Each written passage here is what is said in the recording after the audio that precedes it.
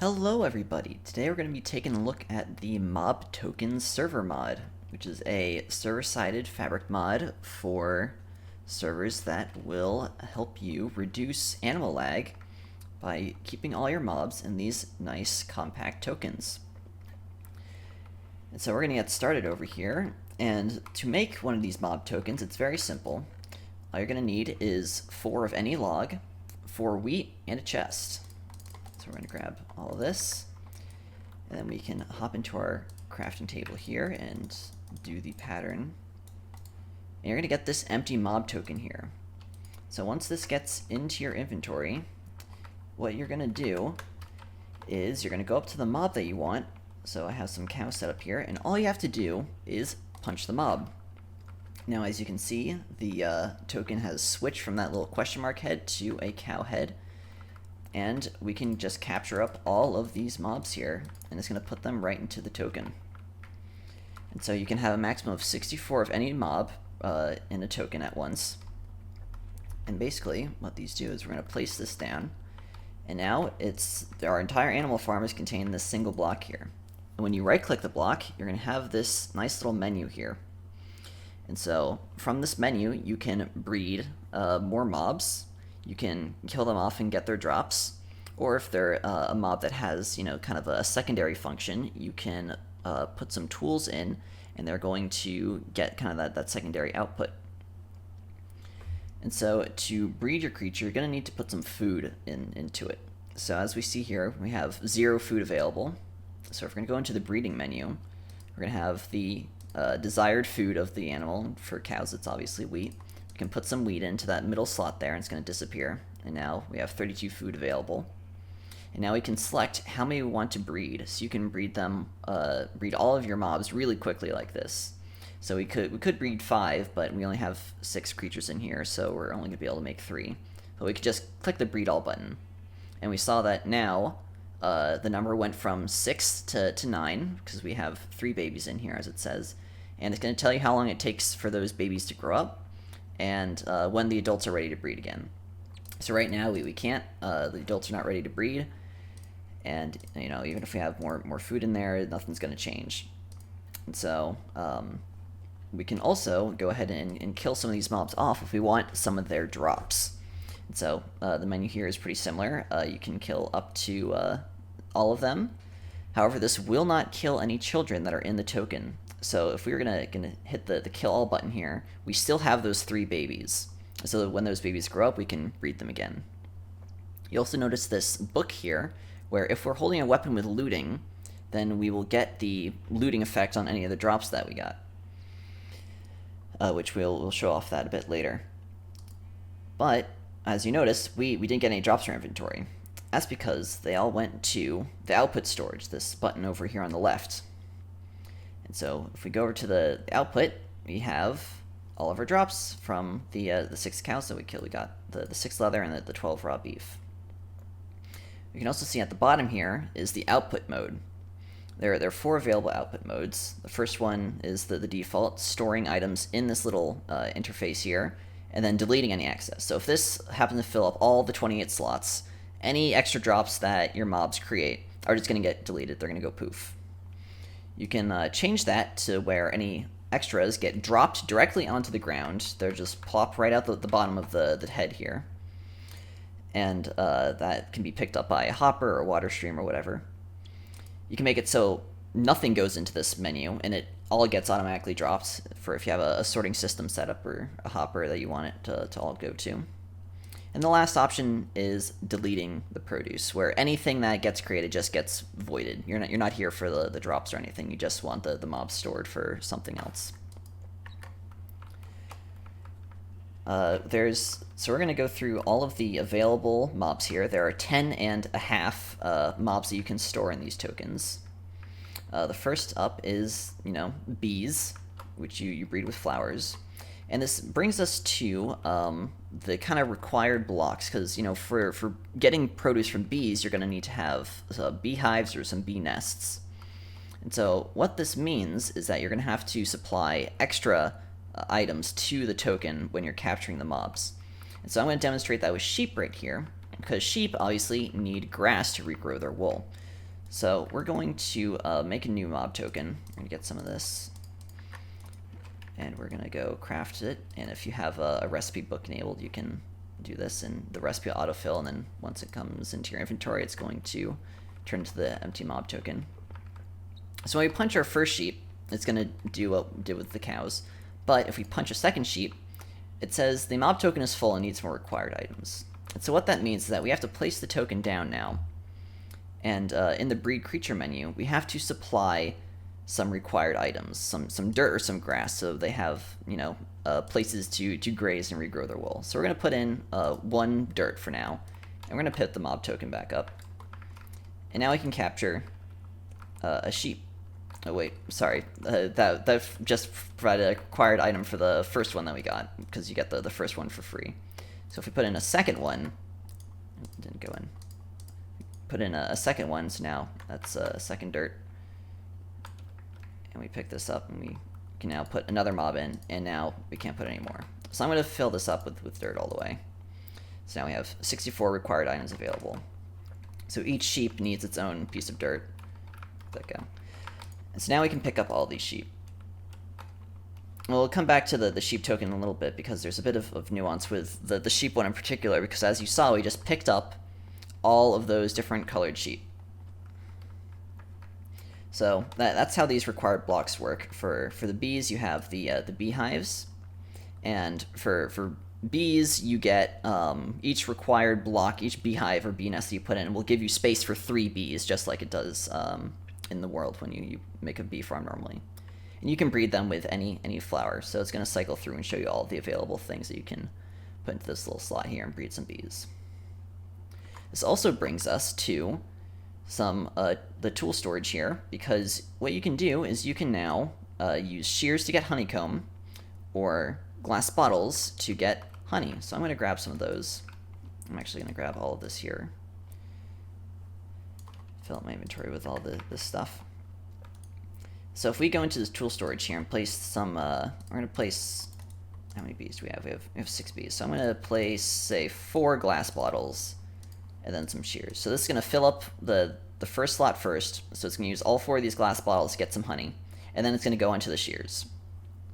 So we'll come back in a little bit after the bees have time to do their work, and we will collect the drops from that. Next up, we have the chicken. Pretty simple. You don't need to give it anything else. You just need to put some chickens in there, and you can breed them with seeds. Any type of seeds work.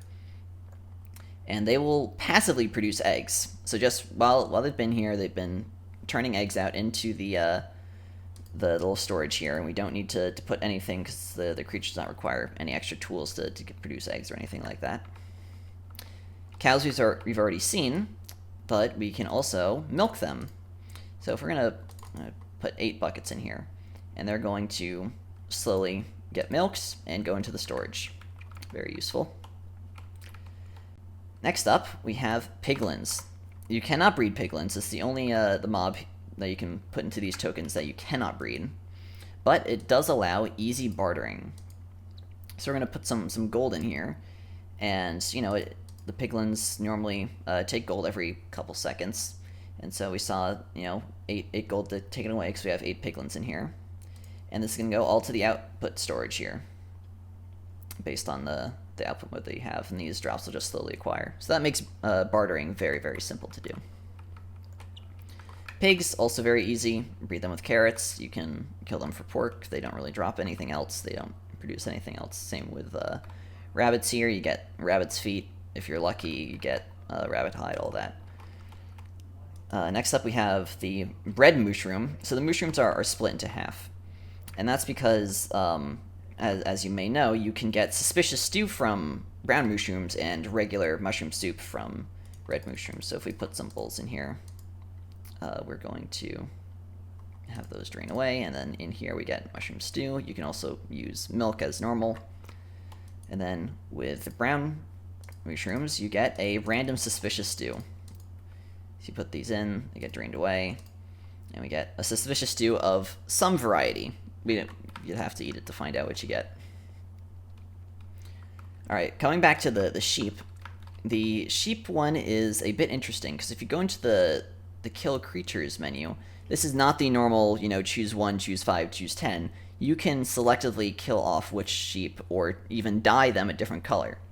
Because when you are, if we go back, when you're shearing the sheep, you'll get the different wool. So we'll put the shears in there, and we'll get some wool every now and then. But in the killing menu, you can left click to just kill a sheep off. That sheep's gone now. Or you can dye it. So I'm gonna figure out which hand I'm holding. All right. So if we hold some black dye and we go into the menu here, now we can right click and change the color of the sheep. And so that makes it very easy to change the wool that you're getting. And obviously you can put up to 64 mobs in a token. This menu does not fit 64 heads, so you can tab through the pages here and change these guys and do all that.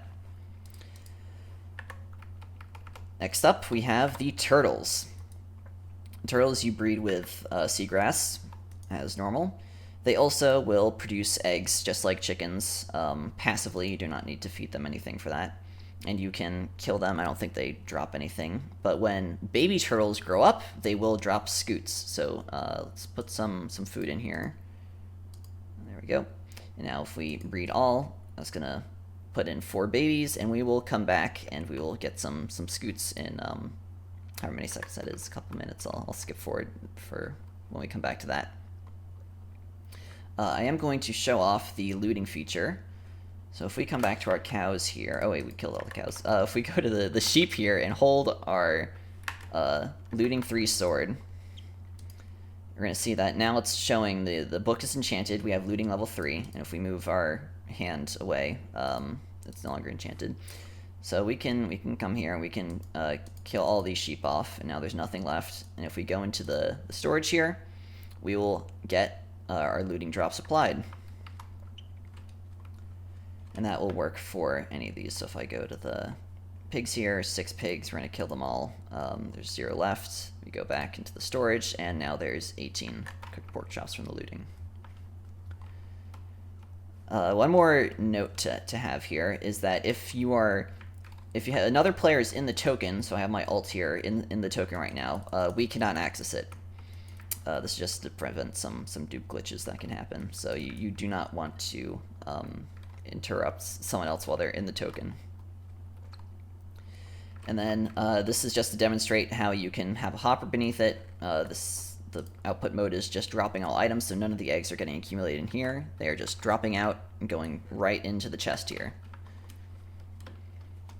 Alright, now this is the kind of major part of the mod here, is village trading halls are now drastically simplified. No longer do you have to have these long rows of villagers. You know, you have to, if you want to have a kind of on-demand zombie setup, where the zombie comes in, kills a villager, and you cure him, and then you have like minecarts and everything.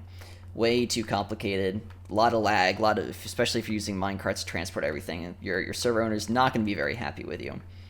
So what we have here is you have a villager menu where you can go and trade with all your villagers. These are just unemployed villagers in there right now, but we can go and put in some villagers to have some trades.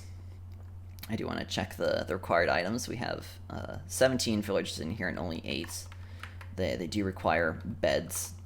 They also will take any food to breed, with the exception that you need 32 food to breed 1 new villager, rather than the normal 2 for everything else. So what we're going to do is we're going to pick up some of these beds so we can accommodate the rest of these villagers. Throw the beds in there. The color doesn't matter. I'm going to pick up the head, and we're going to just look at all the trades here. So this is a maxed out librarian. We have a another librarian not quite maxed out. All of this stuff, and so we can just punch them. They go into the token, and now that they're in there, when we go to the villagers menu, we can see them up here, and this will sort them by how much experience they have. But what you can also do is you can right click and you have some options here. You can favorite them. So say you have your mending villager, your prize guy. You don't want anyone else. You don't want to have to like rifle through your villager menu to find your mending guy. So you can just put a star next to him and he will show up first in the list. You can also rename them So if this is your mending villager, you name him Mending. And now if we go to the menu, here he is, Star, he has a name, you know exactly what you're getting from this guy. You can also give new villagers a workstation, which we'll get to. You can send them to the iron farm if you have that unlocked, which we'll get to as well. You can kill them off, you know, if you don't need them anymore. You just send them to retirement. They're never coming back from that. And then the last option is to convert and cure them. So this automates that process, and we'll get to how you do that as well. But for now, we can just left click, we trade with him. He's available. We can, oh, I don't have any emeralds on me. Let's swap some of this stuff out. Yeah, so emeralds and this, you go in here, click on your villager, and now we can trade away. And it'll also give you the time until their next restock, so you don't have to sit around waiting all day and wait for them to restock. And they will restock during night while they're in the token as well. And so if you want to unlock the iron farm here, what you're going to need to do is you're going to need to go over and find yourself... Oh, my guy's despawned. You're going to want to go over and find yourself a zombie of any variety. It can be a husk, can be a drowned. All I have to do, punch it, and now curing is now available. That's for infecting and curing them. If you want to unlock the iron farm, you find yourself a pillager of any variety, get them in there as well, and now the iron farm is available. And so we have all these unemployed villagers. These guys aren't contributing to our capitalist gains at the moment. So what we're going to do is we're going to send a couple of these guys to the iron farm. We're just going to send them off. They're going to have a great time. They're going to be producing some iron for us. So now if we go check out the iron farm, which we've unlocked, we have 8 villagers in the iron farm, generating 2 ingots per minute. And it says here that for every 3 villagers, you get 1 ingot of iron per minute. And so we're at 8, so if we add 1 more guy, we'll get that number up to 3 per minute. And this will go into the output storage, and we already have some iron, which is fantastic. And now for the curing process. All you need is a golden apple and then a weakness. A way of applying weakness can be a potion, splash potion, lingering potion, or an arrow of weakness, just like normal. And we can go cure some of these guys. So once you're going to do that, that took the arrow. And now he is a zombie. You cannot interact with them, you can't rename them, you can't trade with them while they are curing as normal. And it will take 5 minutes to do that. And then when he comes back, he's going to give us a nice little discount on everything. And unlike normal, when you cure a villager, it's only going to give the discount to you. Obviously, anyone that uses the token will now get the discount. So it's not just related to the player that did it this time.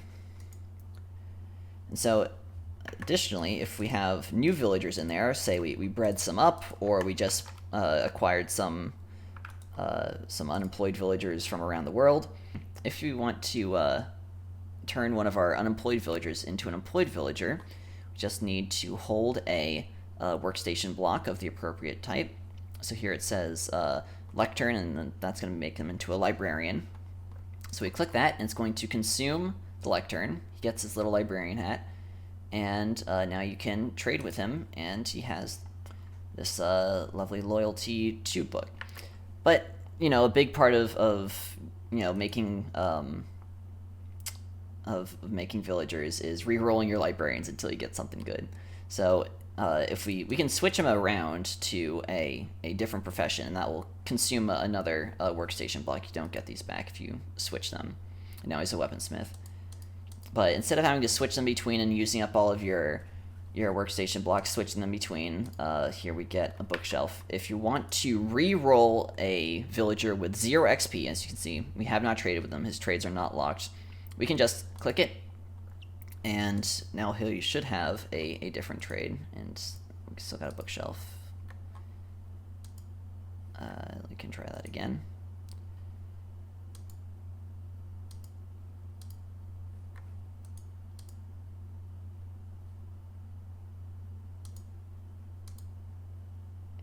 There we go, and now we got a Thorns 2 book. Now we can do that again. I guess my 5 book. And we can do that again. And we go back to a bookshelf. So you can re-roll these guys. It's a little more manual labor than normal, but you know, you have you can do this in the world as well, and then digitize them into the token once you get the trade that you like, if you prefer doing it in world. You can also breed them. We don't have a lot of food in here, but we can put some food, so that should be enough for 2 babies. We can do that. Oh right, we don't have enough beds. I can give myself some beds,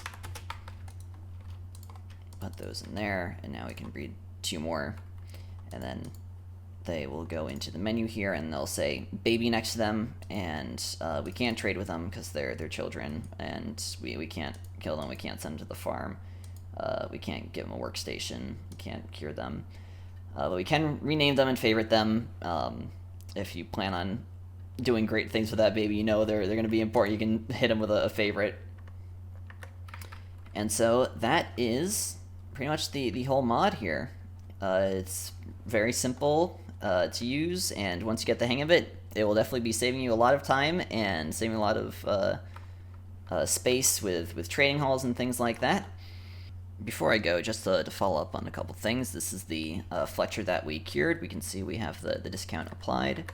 And if we go back to the sheep that we put the shears in, it used up the entirety of the shear. And if we could check the storage, we got lots and lots and lots of wool of all the various colors. So that's about it. Thanks for watching.